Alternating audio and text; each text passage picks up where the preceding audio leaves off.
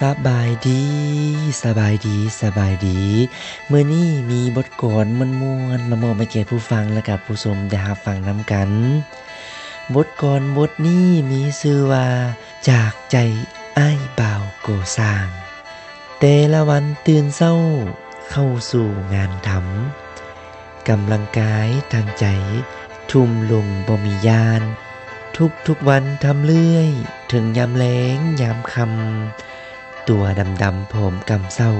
เฮาสู้ต่อไปบ่ถอยแล้วเวียกงานทรายพี่อ้ายมันบ่สูงเด่นสักดอกนะทำด้วยใจแห่งมักบ่เคยไหลลาเว้นเป็นกรรมกรสร้างเคหาเงินอยู่กัดเขียวสู่อยู่เรื่อยถึงมาเมื่อยอ่อนล้าบ่ลาทิ่มดอกงานแต่ละวันก็สร้างสารต่องานเดิมมีลำโพงเพลงฟังคู่เคียงเฮียงข้างคิดถึงนางทางบ้านคนคอยใส่พีตอนนี้คิดฮอดน้องนางเจ้าอยู่จังใดเดโนพ่อแม่เฮาอยู่บ้านยังอยู่กระเสริมสุขบ่เดหรือว่ามีแนวอุกอังมโนในเนื้อบางเทื่อคิดถึงเจ้าน้ำตาลงลินลังบางเทื่อซึมโศกเศร้าเงาเอ้าอันไหนให้นางโลพี่อ้ายบ่นานดอกเมื่อหาสายมาหาเงินคำอยู่เวียงวังกวงห่วงน้องนางทางบ้านคำเพลงไอพี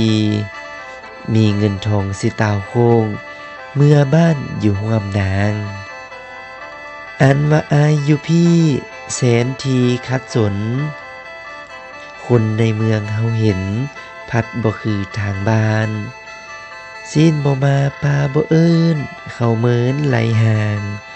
มันบ่คือทางบ่อนพุ่นทานบ้านเกิดเฮาเจ้านายสอนสั่งซี่มีแต่แนวดีๆมีไมตรีสัมพันธ์บ่แยกแยงสนสันอันอุบายแนวให้พยายามไหลเหินห่างทางเจริญบอกตานคานโค้สั่งสอนเฮาแลถึงว่ายามห่างบ้านมาอยู่เมืองหลวงยังห่วงหาทานเดิมถิ่นเฮาเนายังความหวังมาเฮียนฮู้เมื่อเป้งสร้างโกบ้านพุ้น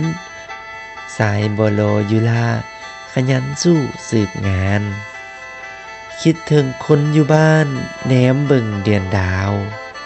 คิดถึงสาวคนงามเสร็จหาจ่าตาลคงบ่นานคืนโค้งคามีบ้านเก่ากับเมื่อโหมห่วมเตา